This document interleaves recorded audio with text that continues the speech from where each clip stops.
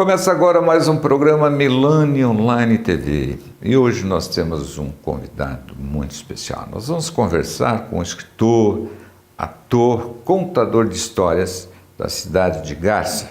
Nós vamos falar com Cláudio Roberto Machado. Estou conversando com Cláudio Roberto Machado, ator, escritor da cidade de Garça, e hoje aqui no programa Milani Online TV. Que prazer ter você aqui, Cláudio. Prazer é meu, Milani. Estou muito feliz de estar aqui com você. Cláudio, você tem uma história maravilhosa nesse campo da literatura. E eu costumo perguntar rapidamente, quem é Cláudio Roberto Machado? Acho que eu sou uma pessoa que vem, na época que eu estudava, na década de 80, né? Infelizmente era uma educação bancária, né? Uma educação onde o aluno só ficava repetindo as coisas. E eu nunca me adaptei muito a tudo isso. E eu acho que a poesia, a literatura acabou me salvando nesse sentido, né? Nesse sentido de ver, ter um olhar diferente para essas coisas que são lindas, né? Que a arte, que essa coisa de leitura, a possibilidade de ler um Guimarães Rosa, um Machado de Assis.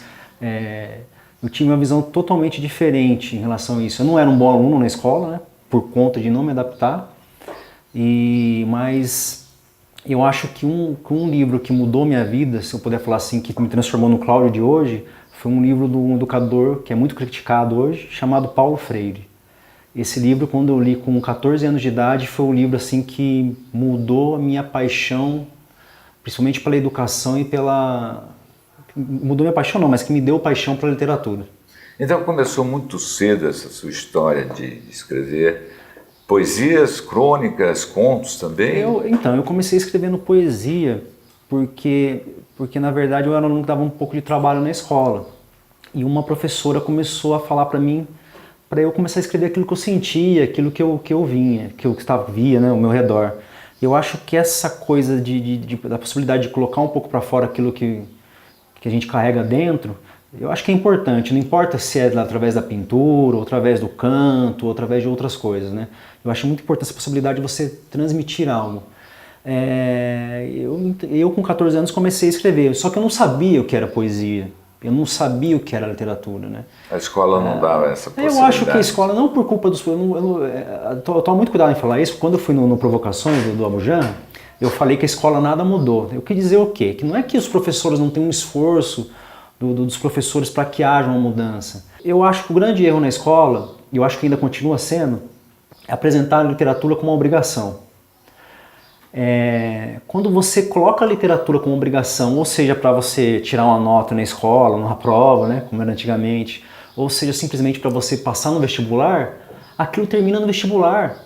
Grande parte das pessoas, quando se aproximam da literatura, se aproximam e se encerra ali, passei no vestibular. Não preciso mais ler João Guimarães Rosa, não preciso mais ler Machado de Assis, não preciso mais disso. Como não? Isso é riqueza do Brasil, isso é muito rico, faz parte da nossa cultura, né, Milani? Mas você teve começou como criança já a escrever, e você teve aí o contato com mais crianças que foi no SESI. Fala um pouco do SESI, do seu trabalho no SESI. O SESI foi o seguinte, no SESI eu trabalhava como guarda-vidas, né? Trabalhei de 2009 até esse ano mais ou menos. E no SESI eu comecei a divulgar meus poemas na época, em 2012, pela internet. Isso acabou abrindo portas. Recebi uma homenagem em Portugal, né? Onde a homenagem foi no sentido de leem até hoje meus poemas, encontros lá em Portugal. E um professor, o falecido professor Tião, que era do SESI de Marília, ficou sabendo e falou ali na escola, olha, tem um rapaz ali da piscina ali que ele escreve poesia, ele mexe com literatura, né? Porque você tem um grande preconceito, né, em relação a isso, né? Você acha que a literatura e a poesia é só para determinados tipos de pessoas, né? E não, é uma coisa muito aberta. Isso me levou a começar a fazer algumas palestras no SESI, palestras de incentivo à leitura. Qual foi a minha ideia? A partir daquilo que eu tive experiência na escola, explicar para os alunos por que eles não gostam de ler. Porque uma coisa é o aluno falar assim, eu não gosto de ler, mas por que você não gosta de ler? Você sabe por que você não gosta de ler? E tem um motivo dele não gostar de ler naquele momento.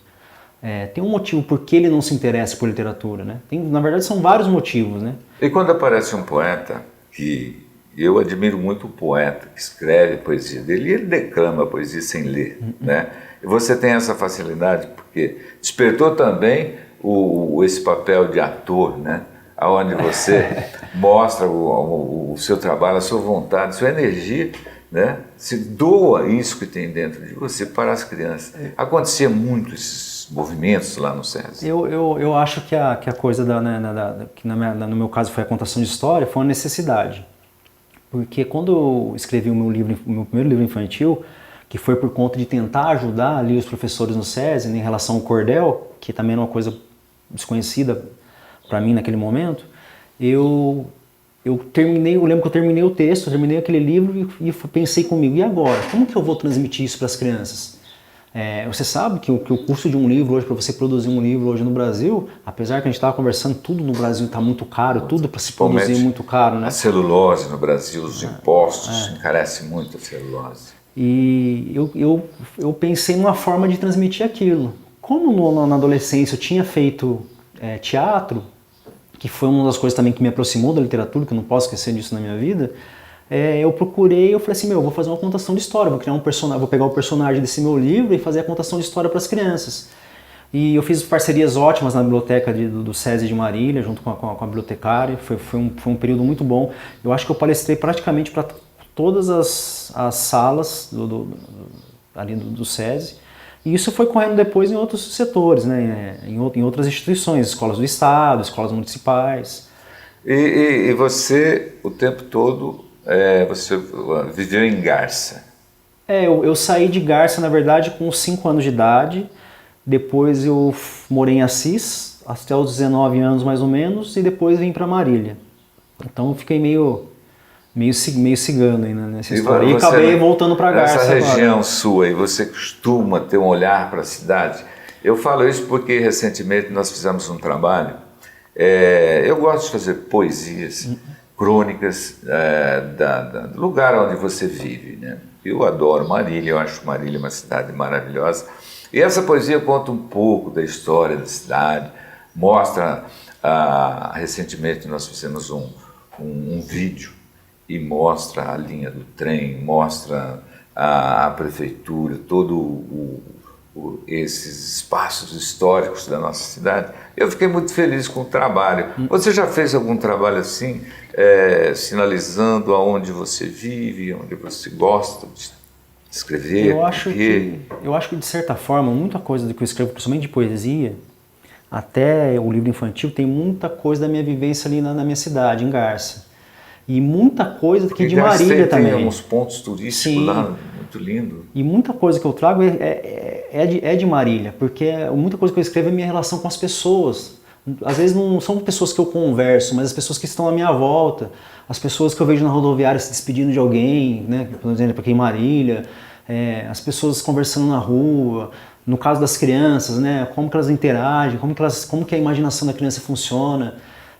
Eu acho importante essa coisa de valorizar a própria cidade. Tem uma frase que eu não lembro agora do autor, conheça a sua aldeia e conhecerá o mundo, né? Então acho que isso é muito importante. Eu tive agora na biblioteca municipal, né? Nós tivemos aquela reunião com os escritores de Marília, né? Onde eu fiz a contação de história. Eu achei muito importante essa coisa de dar um espaço para os escritores apresentarem seus trabalhos, de ter uma valorização dessa parte cultural dentro de Marília. E essa ideia da biblioteca viva, né? Por exemplo, você transformou aquele momento ali numa biblioteca viva, que tinha um público grande, principalmente crianças. O que você sentiu ali nesse movimento moderno de hoje? Eu acho assim, Milani, eu posso até estar falando uma besteira, as pessoas podem até não concordar comigo, mas o modelo de biblioteca que eu vi aqui deveria ser um modelo educacional. Que bom ouvir isso. No sentido do quê? Não se dá mais para colocar crianças fechadas dentro de uma sala de aula e ficar...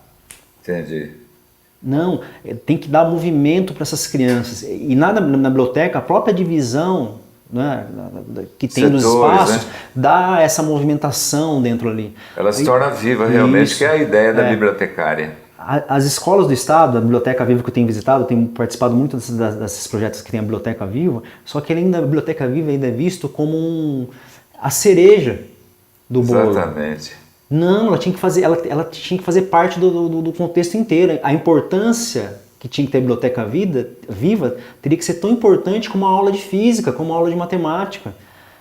Aquele momento ali, eu acho que se as pessoas derem um olharem melhor para essa coisa da biblioteca nas escolas do Estado, que alguns professores, educadores têm procurado fazer, pode ter muitas mudanças, pode ter uma transformação a partir daí, porque é uma mudança a partir não só dos educadores, mas a partir dos alunos, a partir de todo o contexto da escola. Então, ela está se estendendo para a rua também. Sim. Você viu que aquele momento do varal, os carros paravam, todo mundo tirando foto, então realmente o local também é bastante apropriado e a população de Marílias aprovou muito esse movimento, essa história de Biblioteca Viva.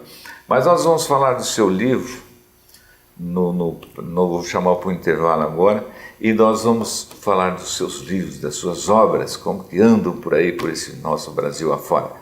Voltamos daqui a pouco. Milani GI. As maiores marcas de impressoras multifuncionais à pronta entrega.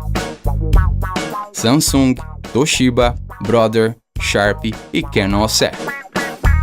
Vendas, locação e o mais avançado sistemas de outsourcing. Compre online milanigi.com.br e visite o nosso showroom. Milani, 40 anos de variedade e qualidade.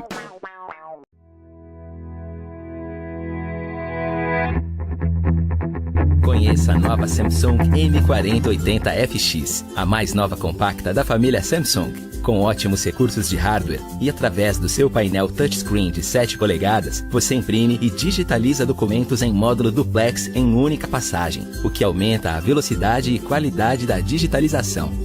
A Samsung M4080 possui disco rígido de 320 GB para armazenar arquivos com segurança, um poderoso processador dual-core e memória RAM de 1 GB, vidro de originais até tamanho ofício e possibilidade de wireless NFC, que conseguem acompanhar seu ritmo de trabalho para que você foque em seu negócio de onde estiver e quando quiser.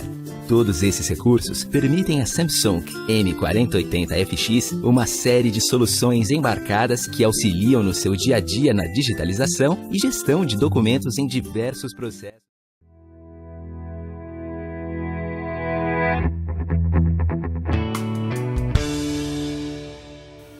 Estou conversando com Cláudio Roberto Machado. Que delícia de papo descontraído, conhecimento. E agora nós temos aqui, Cláudio, responsabilidade social, educação e ética. Esse é um parceiro seu? Fala um pouco desse livro. Este é um livro do Marcelo Mazei. Eu tive a honra de ser convidado para escrever o prefácio desse livro, coisas que eu nunca planejei na minha vida, né? É um livro onde ele escrevia artigos para o jornal e ele reuniu tudo isso em livro. Falando de um assunto tão, né, ética hoje em dia, né? Ética no meio empresarial, ética em relação ao tratar a natureza, ética em relação às políticas públicas. Eu gosto muito que tem frases de pensadores no livro, é um livro de uma linguagem muito fácil. E o Marcelo Mazei fez o livro brilhantemente, assim. Provavelmente agora no ano que vem estaremos lançando um livro de poesia juntos, que ele também escreve poesia. Então vão ser 50 poemas meus e 50 dele. E estamos nesse projeto aí. É tão gostoso quando alguém, um escritor, lança uma obra e convida a gente para fazer o prefácio, né? Ah, me senti honrado. Você lê o livro, a história do conteúdo, com tanta vontade, precisando se doar o melhor que a gente tem para o parceiro, não é? E isso é muito importante porque vem somar, né? Fortalecer a obra. Eu acho muito importante as orelhas do livro, contracapa no livro e o prefácio. Sim. Valoriza, enriquece a obra. Mas nós temos aqui João Sonhador e Lúcio, a menina das nuvens.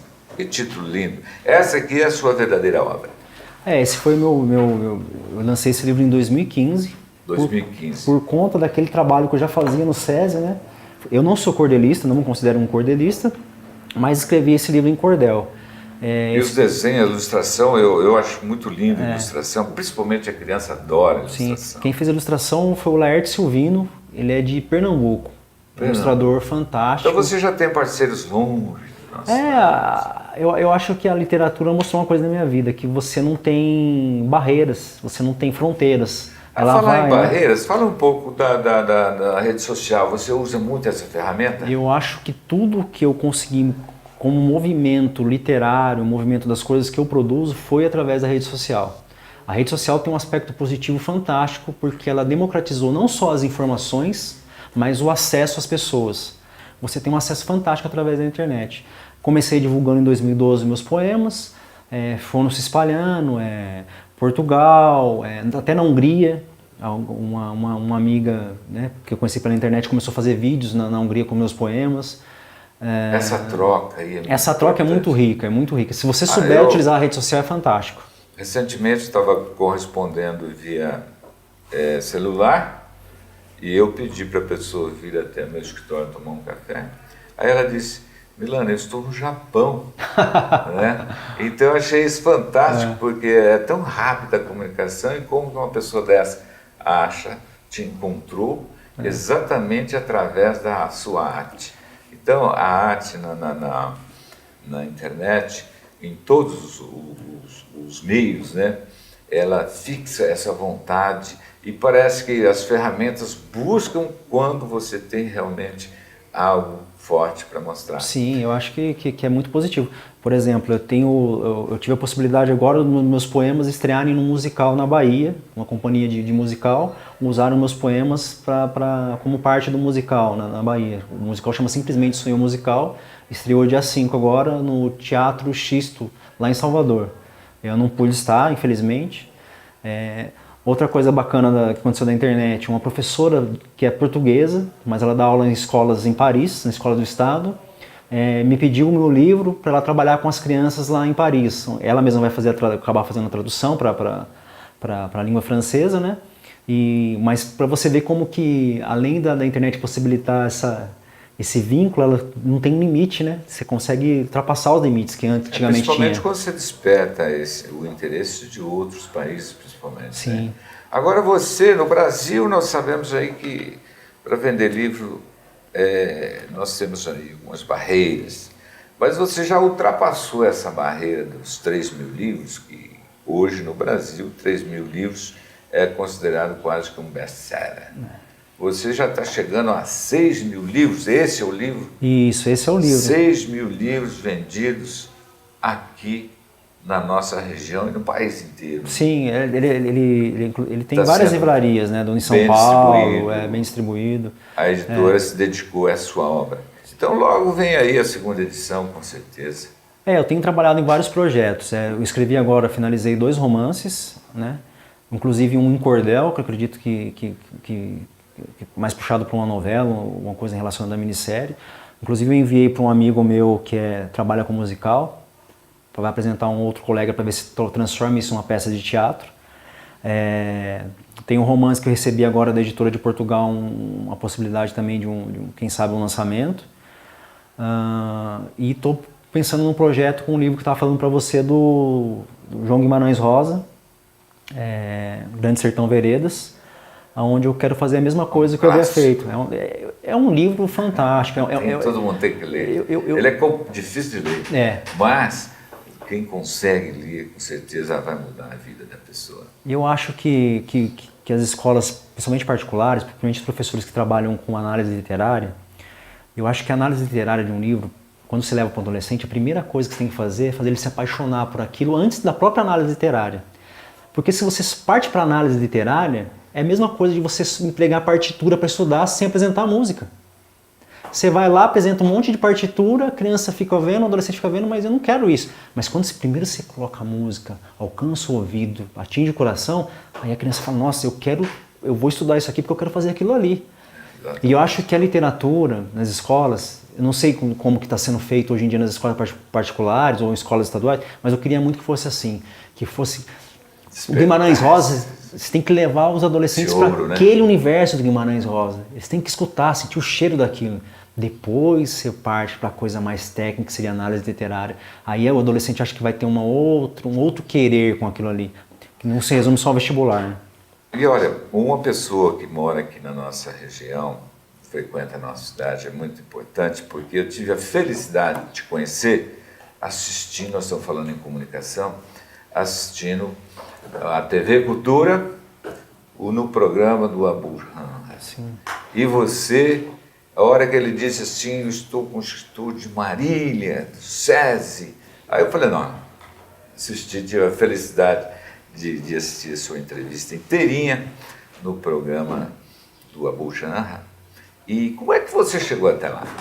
O Abu Janra foi interessante, porque quando eu comecei a divulgar meus poemas pela internet, as próprias pessoas que vão se interessando vão levando para amigos, né? E acaba chegando em algumas pessoas. A minha história chegou primeiro para o Gregório Bacic, que até hoje é meu amigo, que era diretor do Provocações, que tem um documentário fantástico chamado Retrato de Classes. E eu conversava muito com o Gregório, mas sobre literatura, sobre poesia, né? E um dia ele me pediu o meu e-mail e mandou o convite. Eu não acreditei, eu fiquei, né, lisonjeado. E as TVs regional? Você participou de alguma? Sim, eu participei assim, de algumas. Por exemplo, tive Caiara Pauli no programa dela, que era, acho que ela até mudou, foi né? Secretária. Isso, né? Eu acho que tive mais alguns programas aqui que eu não vou lembrar o nome. Fora teve algumas reportagens nos jornais, né? Na minha cidade, em Garça, eu recebi uma homenagem da Câmara Municipal da cidade, lá que foi assim, uma grande honra para mim, por conta do trabalho que eu fiz dentro das escolas, do SESI de incentivo à leitura, né? E nas escolas do estado também. Sim, foram várias entrevistas, jornal, TV, local. Eu acho que esse trabalho nosso, ele abre portas, né? É lento, sim, mas é reconhecido. Isso é muito importante. Mas e o que é que você está lendo? Olha, ultimamente, um livro que eu na verdade fazendo uma releitura, né? Eu estou fazendo uma releitura do Paulo Freire, que foi um livro o Paulo Freire ele é um educador, talvez hoje em dia muito mal interpretado, né? A fala de hoje em dia que o problema do Brasil tem essa coisa também, as falas curtas, né? O problema da educação no Brasil é Paulo Freire. Na verdade, não tem nada a ver o pensamento do Paulo Freire com o que acontece na educação no Brasil. Tem a ver no sentido do que ele colocou e que não deveria ser. E também nunca falou que estava certo. Eu estou lendo também um Nietzsche, Assim Falou Zaratustra, que é um filósofo que eu gosto Nietzsche, muito. para estressado, eu costumo presentear. E João Guimarães Rosa, que é Grande Sertão Veredas, que é um gênio. É um livro que ele serve como um manual dentro de uma empresa. Eu faço uma dedicatória para esse livro circular dentro das empresas. Né? Não é ficar... Quem ganhou o livro, a dedicatória não é para uma pessoa só, é para toda a equipe. Então esse livro circula e depois você recebe mensagens. O quanto esse livro ajuda as pessoas. Foi muito bom conversar com você. Foi um prazer, foi meu. Cláudio, passa rápido quando a gente fala. Muito. Agradeço muito sua presença. Eu que agradeço. Eu agradeço muito. Conversei com Cláudio Roberto Machado. Que delícia de diálogo quando a gente fala de literatura. Como é bom conversar com o escritor. Quando a pessoa está envolvida com a poesia, com a literatura e traz essas informações para nós, para os telespectadores, com certeza vai acrescentar muito na vida de cada um. Esse nosso convidado tem um trabalho desenvolvido aí na nossa região, no nosso estado, no nosso país. Foi muito bom o nosso programa de hoje. Eu convido para você assistir às nossas reprises também. E convido você para a próxima semana, um próximo programa aqui na TV Sol.